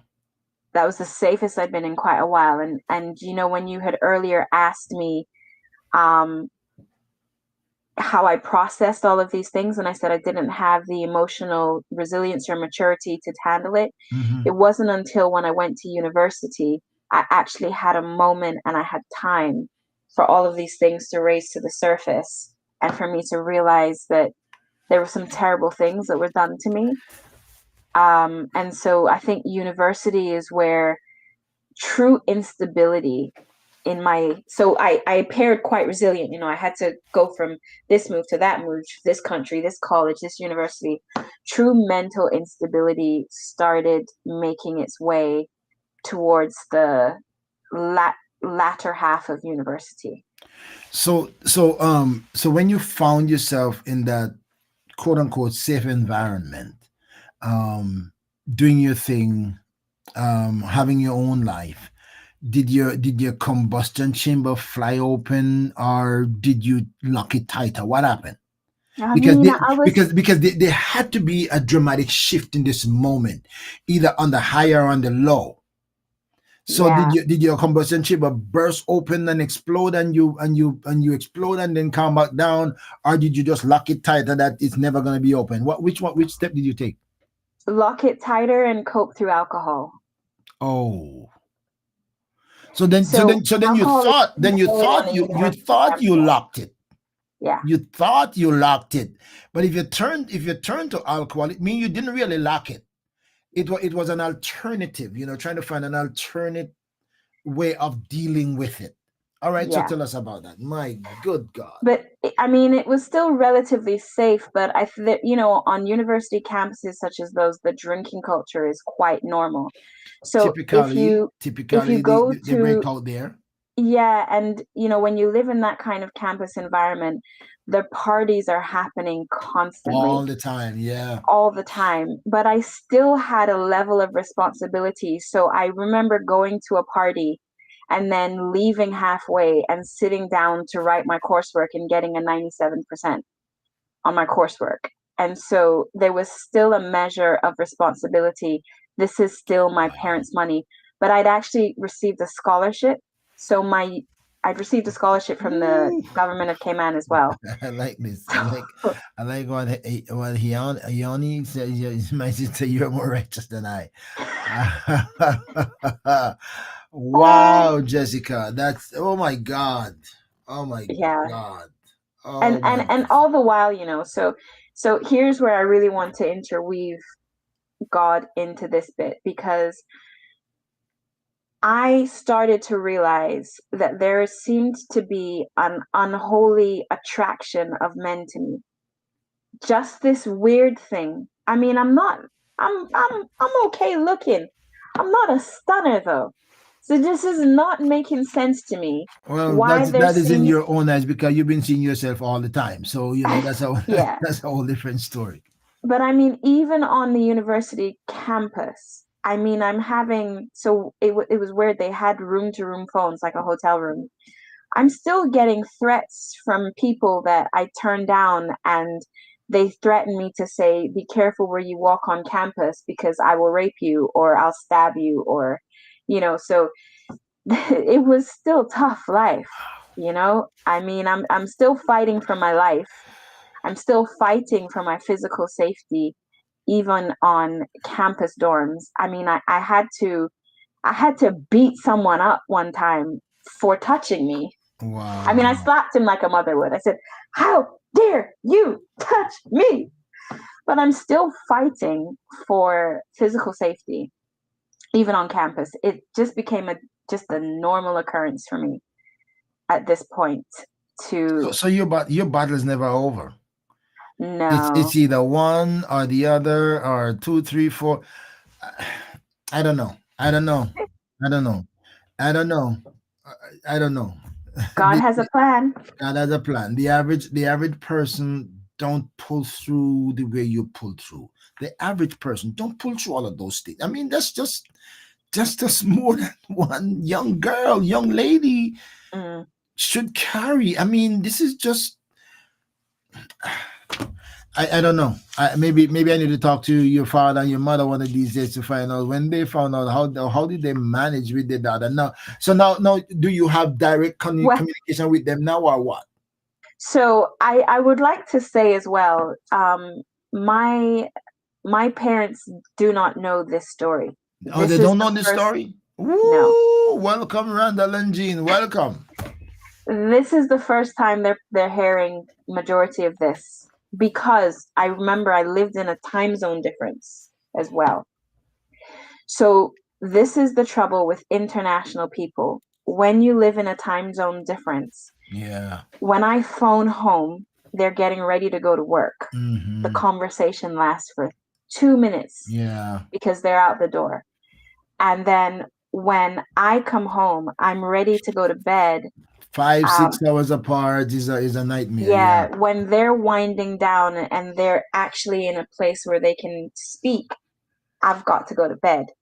So it's and I never had the strength. So the strength that you see now, it is by the grace of my Lord and my Savior. This inner strength comes from him. I didn't have it before. So I did not have the strength to even speak in this manner. This is literally the Holy Spirit empowering me. I never had it before, so I couldn't even say I didn't have that strength. I didn't have that assurance. So my identity was not wrapped in the right place. My identity, I couldn't even say where my identity was pinned, but my identity is so rooted in the Lord that my ability to have this conversation is only like a recent thing. Wow. And yeah, and so yeah, that's so that they know about the grooming that happened, and I did it by writing a letter and adding a lot of scripture verses and a couple sections from the World Child Molestation website, and I Wow. sent it to them. Wow. And they, as a family, they dealt with it. They visited the home of the person as per my request, and so our family. I personally like to refer to it as our family got refined in my eyes. I don't know how they saw it, but for me, I felt like, because with every family, there's secrets and not intentional secrets. You keep things from people because you don't want to hurt them, or you silo the information. But I like to think of it that our family got burnt to the ground emotionally and God rebuilt us up. And so Wow. the family that I have today has been refined by God. And Wow. so that is a beautiful thing, that I know that our family communications have been refined by God. And so the level of straight communication we're able to have, open communication, it's beautiful. I don't think many people have the kind of open communication that I have with my family. Some people are still living in a point one version of their family, where I am living in a restoration. The Bible talks about he will give you the years the locust has eaten up, and he will give Mm-hmm. you beauty for Palmer, ashes. Palmer And Roman so the with my conqueror. Yeah. family has been a restoration in our communication and in our emotions. But that has been a very recent thing.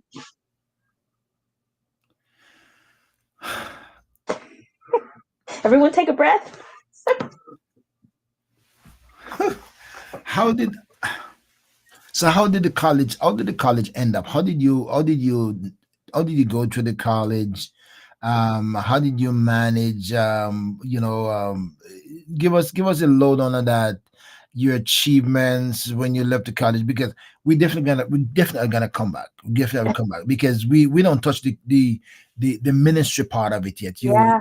and you being pastor now and I mean, who pastoring would have thought? and doing church planting and vibe. No, that's a whole story by itself, and I want to talk about that. Are you available next week? Yes. Because I could shift a program.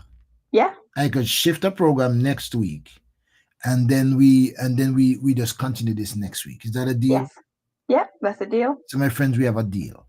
We have a deal for next week, God's willing. Next week, Wednesday, we're gonna have Jessica back, and we're gonna take part two. This never happens that I have part two the following week. This never happens. So this is something new happening right here. So you gotta mark your calendars. Mark your calendars that next week we're gonna bring back Sister Pastor Jessica, and we're gonna whatever we didn't talk about today that she feels she's comfortable talking about. We're gonna pick it up next week and continue it. All right, so thank you for joining. But invite your friends, share this and share it and share it and share it, and tell everybody we're gonna do part two next week. All right, so this somebody's getting ambitious and I know. overzealous I here. would This say as well, guys. this looks like part three. I would encourage you to come and join and listen to the part 3 because, The the part two. We're scripture, gonna do two the part first. 2, sorry, where he says all things work for my good and his glory. Like the latter half of my life, you will see the glory of God. And so if you're looking for encouragement in your life, like you will see the testimony, the hand of God, the glory of God, the miracles of God. Mine eyes have seen God Wow. move. And Woo. so I would love to be able to Woo-hee. share the things that I have seen and the outworking of his power as well. Well, that's good news. So that means we're up for it next week. I'm up for this one. So I'm gonna cancel Truth Matters for next week, and then I'm gonna bring Jessica back, and we're gonna have part two. So anybody who never hear about this, listen part of one and get ready for part two. So want the whole gang to be here next week as we pick up on this. Oh my God. All right, so let's close out tonight with the college, the Mhm. college conclusion. How did you do that? And then we pick up where we see where the Lord picks it up next week, because I gotta hear your story. I couldn't rush this. I couldn't rush it because there's too much to it. I couldn't rush it, so I have to hear it. Yeah. Well, I'd actually would like to also respond to McDermott Albert that's worried about her granddaughter. Um, I keep praying. What you're seeing here is the product of a praying mother and the product of a praying church, because my entire church was praying for me while I was in university. That And that's after they eventually found out. no, they still don't know nothing. They're just praying for me. Okay, okay, okay. Because also, Bishop, what I forgot to mention was in the earlier parts of my years, I actually had a life-threatening disease. I forgot about that. Oh Lord of I shouldn't mercy. be able to walk. I How early was that? when I was in kindergarten, I had osteomyelitis. Oh. Yes. So I forgot about that. But I'm Okay. literally a walking miracle. Okay, so Uh, so so that we can take that as we can take that part as a closeout, because yes. that was very young. Yes. We'll take that part, and then we will pick up on the college when we Yeah. come back next week and Yes. see where it goes from there. Because, whew, wow. Okay, so tell us about that part. Which one? When I had osteomyelitis?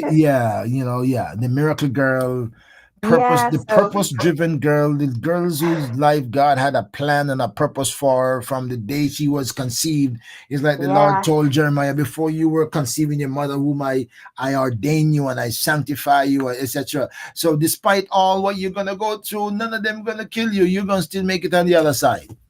Yeah. So when I was younger, I was diagnosed with osteomyelitis, which is a bone marrow disease.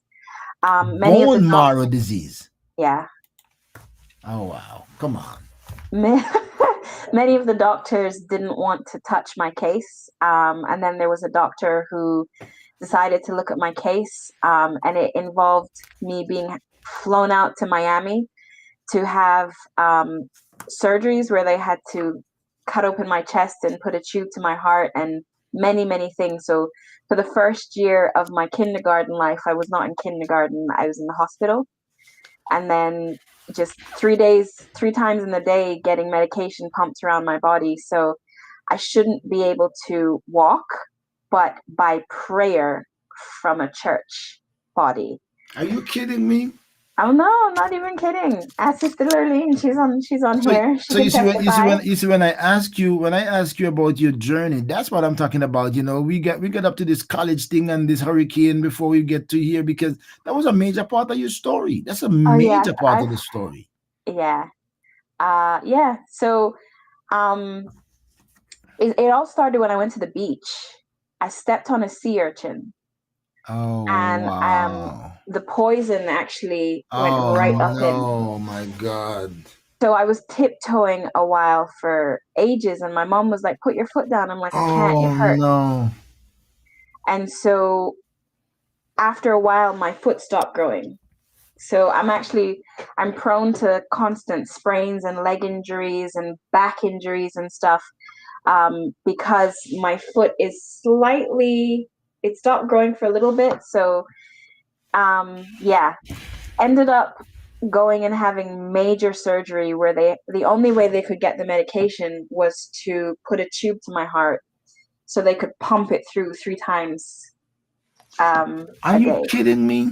No, not at all. Yeah, I and through so they said it's a very slim chance she'll walk. I literally walk because prayer. What, Lord? Oh no. Oh wow. And the medicine nearly killed me as Oh well. dear Lord Jesus. So when I went back to the Cayman Islands, they were to continue what was done in America. So my mom would pick me up from kindergarten 3 times a day, take me to the hospital, and they would inject me with medication. But the hospital messed up on the medication and injected me with the wrong medication, and I had a bad allergic reaction. I still have 2 scars from it on my face when I broke out in anaphylactic shock. And so, yeah, I nearly died from it as well. But God, right?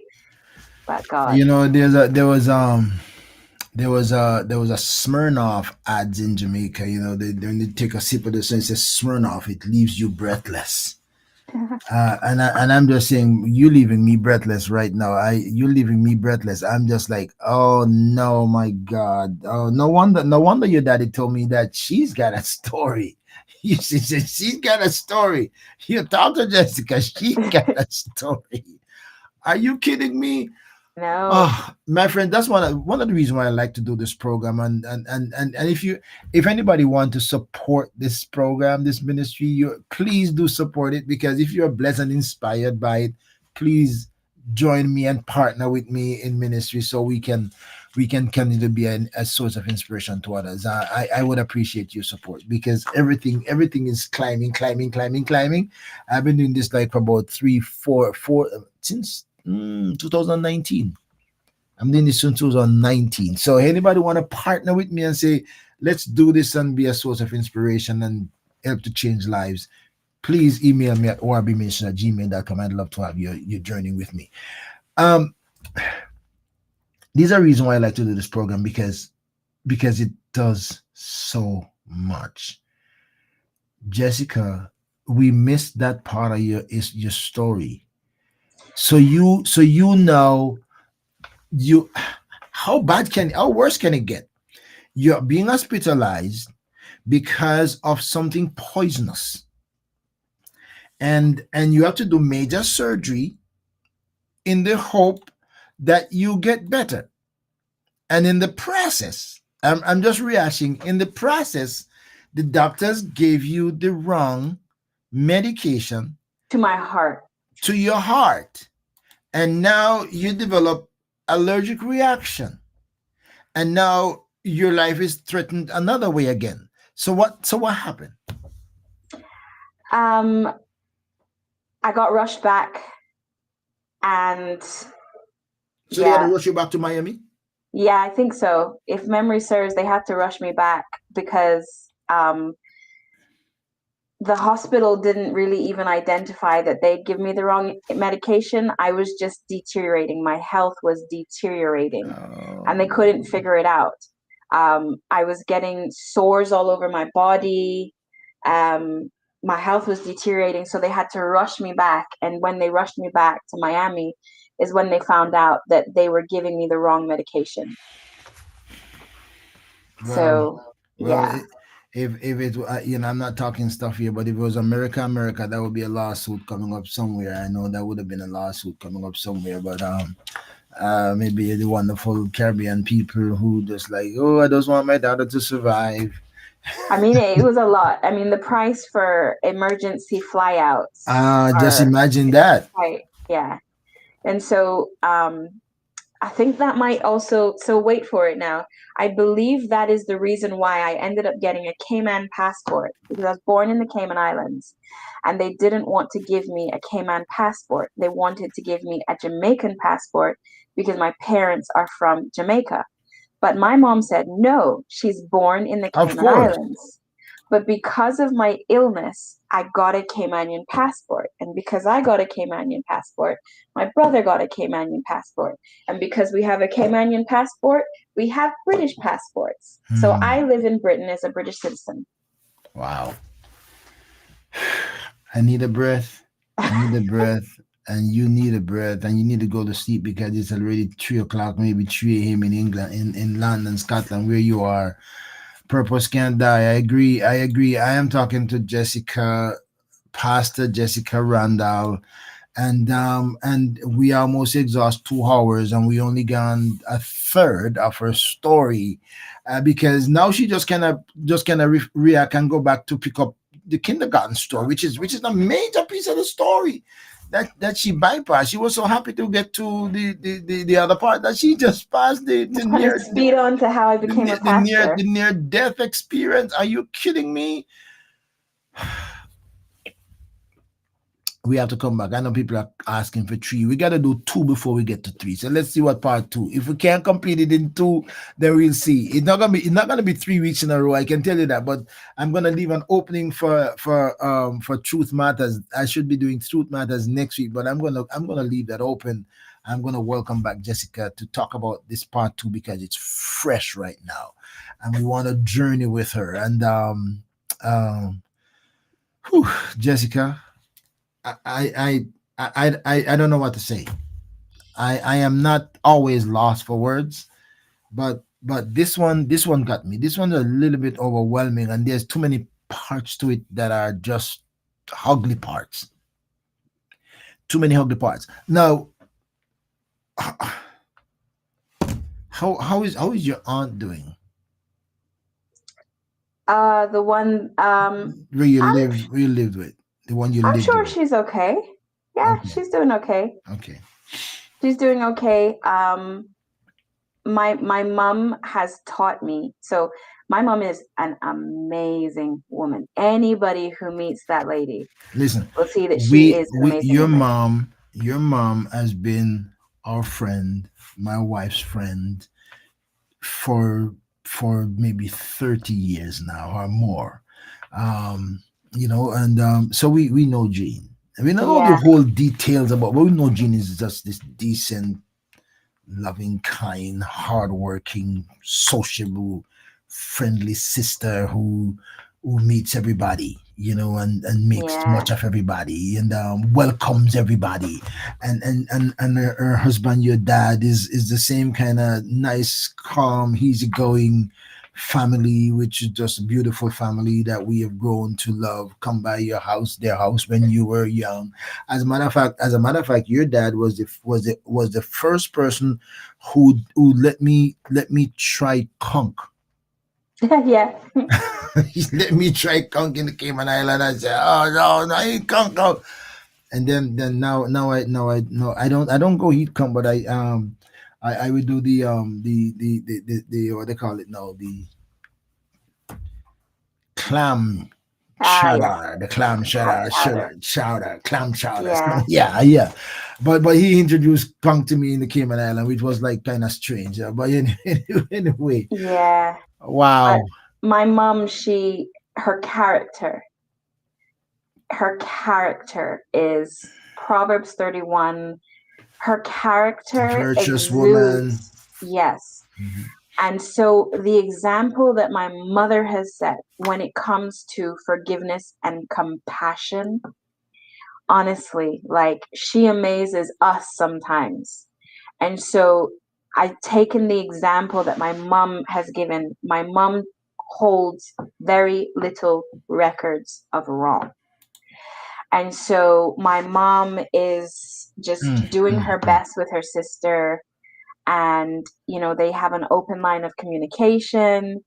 And I have forgiven her, but I just have the stance that I don't need to suffer anybody. So when I see her, I'm pleasant to her. I don't fake things well. It's all written here. So I don't entertain foolishness either, or suffer lies or anything like that. So if I feel like I'm going to be in a situation where I have to do that, then I may forego being in the presence of. Mm. But yeah, so I think she's doing better because she also has her own journey that she's got to journey on, and the things that caused her to be that way. And I do have so much compassion, even from going through what I went through. I just realized there's so many people where we're so chained down by things and the way, and we're products of our environment in a way. And listen, if Jesus doesn't come in to renew something, like there's no telling where it can go. So yeah, I think she's doing okay. Mm. Well, well, well. Friends, we got to bring this part one to a close tonight. Um, this is way more than I anticipated.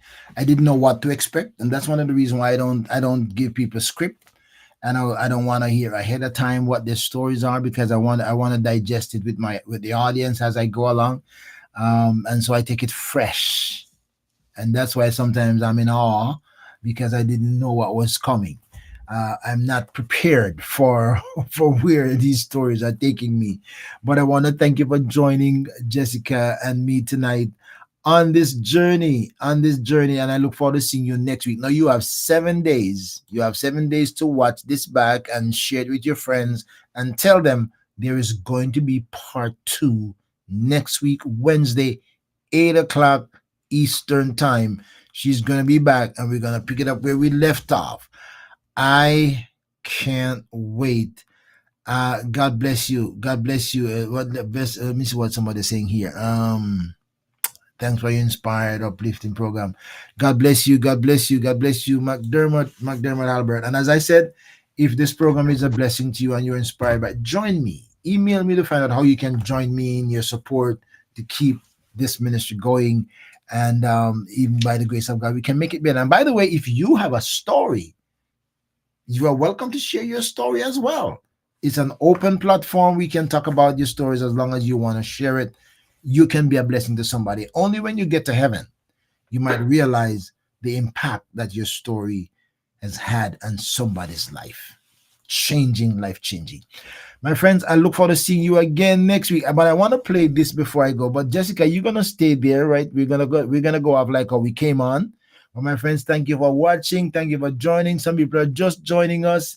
We're gonna come back next week. When we close it out tonight, go back and watch this. You have to watch this when we close it out tonight. And then you have enough time to watch and rewatch and share and come back next week because we're gonna do part two. And if you can, be on time. All right.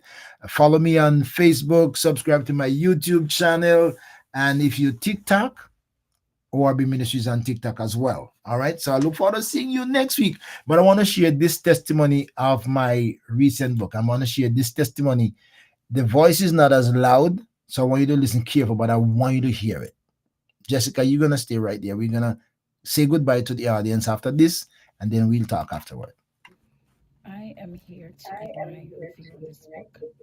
I can say that this book is a very powerful to me because I've always struggled with feeling like I'm being judged. Hold a second there. Hold a second. Seems like I'm hearing it twice. So let me do that again. Um, I am here to give my review on this book.